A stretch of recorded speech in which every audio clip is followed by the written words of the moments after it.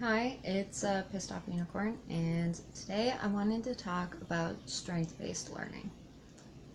Strength-based learning is where you take something that you're good at and use it to teach you something that you're not very good at or that you struggle with.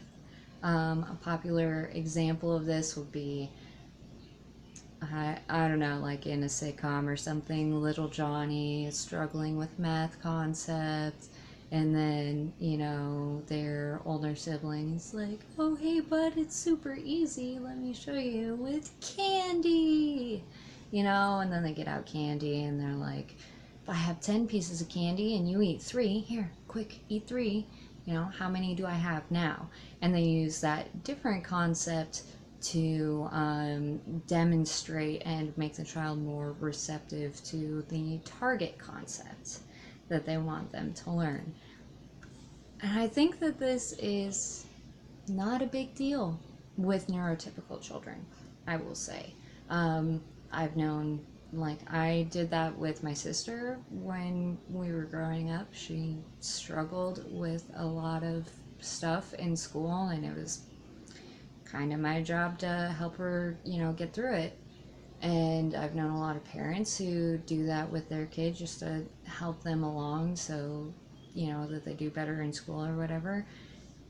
They just think of a funner way to teach it to them, and it's not a big deal. But I've noticed with um, autistic children and their parents and educators in general and like structured learning environments that there is like a very real emphasis on doing things the hard way, like just over and over and over through repetition 100,000 times until they get it.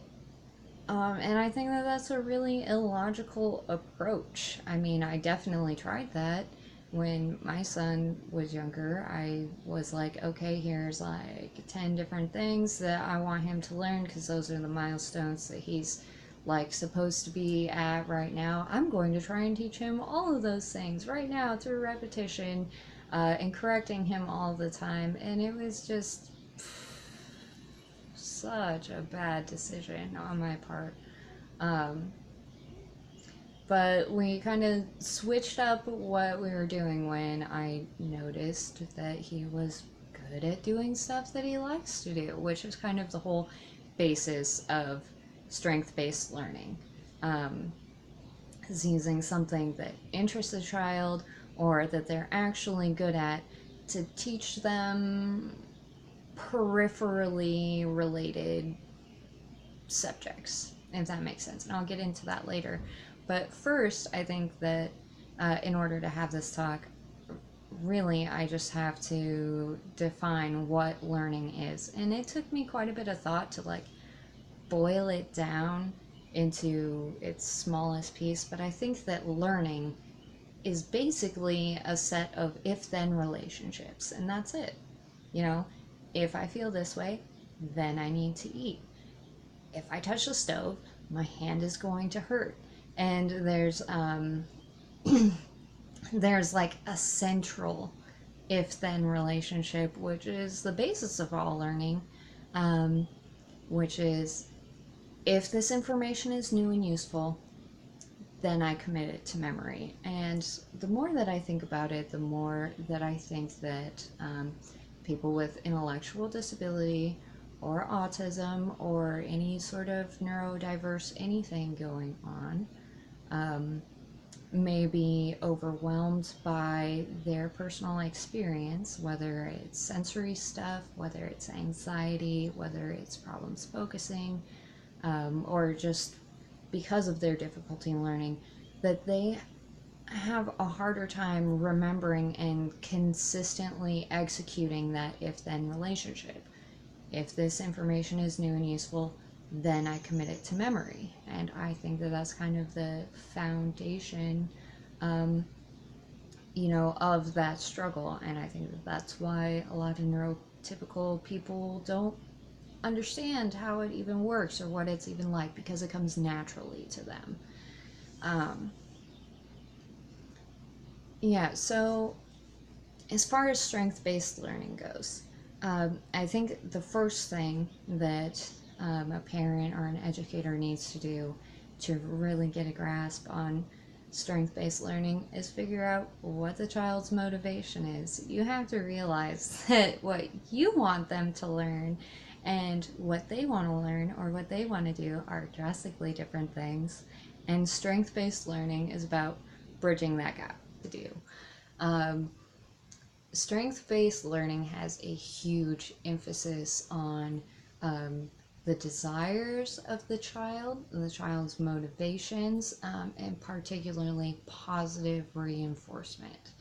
Um, I know the way that I was raised, and a lot of people were raised, was completely the opposite, where negative reinforcement was the defining factor, if you will. Like, hey, Johnny, you can't do this, or, hey, little so and so, you can't do that. And, your parents tell you what you can't do, and you just kind of, by copying other people or whatever, try and fill in what's left that you can do.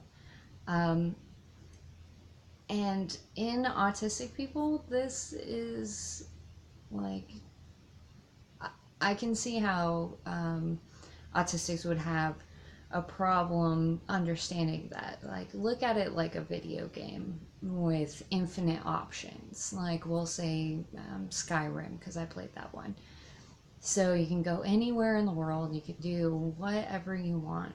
And now imagine that this game only tells you what you can't do. So you find a quest and you can't do it. And you find another quest and you can't do it. And that just keeps repeating itself until maybe, on your 10th or your 20th or 30th quest that you find something that you can do. But by that point, you're probably pretty discouraged because this game is no freaking fun, right? Conversely, strength based learning is more like skill trees, if you will. Like, you figure out what skills are related to each other, right?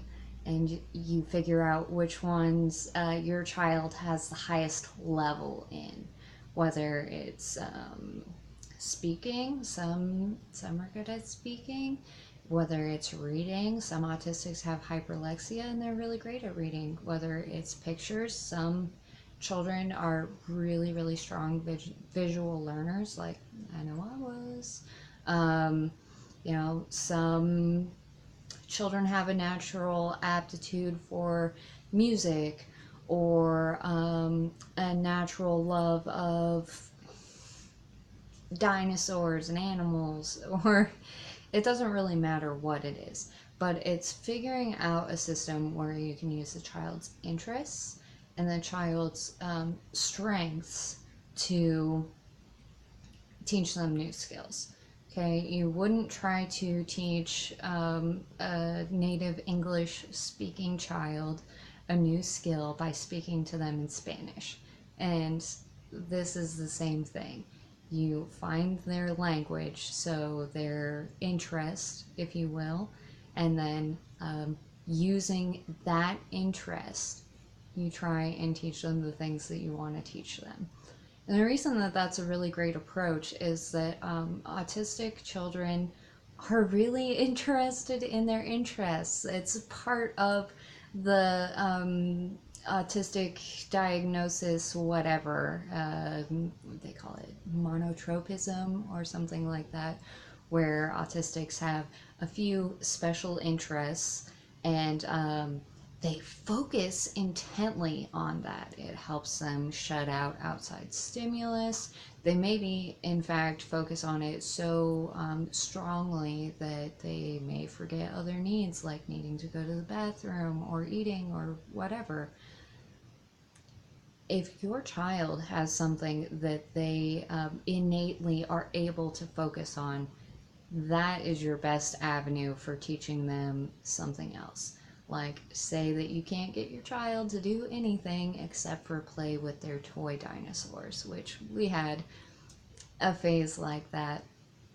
By teaching our toy dinosaurs to pantomime social situations, we were able to demonstrate um, certain appropriate behaviors in a social setting that in real time would have made my son just completely melt down because they're overstimulating and scary to him, and he just didn't get it. But by using our dinosaurs and like toy food or whatever, one dinosaur gives the other dinosaur a piece of food, and then the other dinosaur is like, oh, thank you. And then the other one's like, oh, you're welcome. I mean, it doesn't seem like a groundbreaking thing, um, but it really can be. Like, my son really, really, really enjoys YouTube. That's just one of the things that he really enjoys, and that's a great tool for me, actually. Um, and like when we were trying to teach him how to speak and numbers and letters and all of that, I never thought it was going to happen. Never, ever, ever. But he had a love of YouTube and also a love of music. And we started watching They Might Be Giants kids' videos on the internet, and they sing fun songs about science topics or just letters and stuff like that. And it started with memorizing the tunes and humming them. And before I knew it, even though he couldn't generate speech on his own, he was able to repeat those songs by rote and learn whole songs with 50, 100, 150 words in it with like 70% accuracy, which was astounding considering I couldn't get him to say I want a bath or I want this, I want that. So that was a really huge thing for me, and that's how he learned his alphabet. Thank you, They Might Be Giants, you're awesome. um, but yeah, so discovering that worked really well was a huge defining moment, and I really, really hope that other people take the time to get to know what their child wants. And like, I know for me, a huge impediment to that was like, I've always been super serious. I think that you have to be doing stuff all the time or you're wasting your time. And so, like watching movies or playing with dinosaurs or whatever, I didn't like that when I was a kid. And now as an adult, I'm still like, oh my God, this sucks. But, suck it up and do it and figure out how you can use those things that maybe you think aren't a good use of your child's time, to teach them things that you are spending incredible amounts of time doing that aren't yielding results. It's a really huge thing, and I highly recommend it. Um, I wish that I could have explained it better. Maybe I'll try again in the future. Anyway, that's all for me today.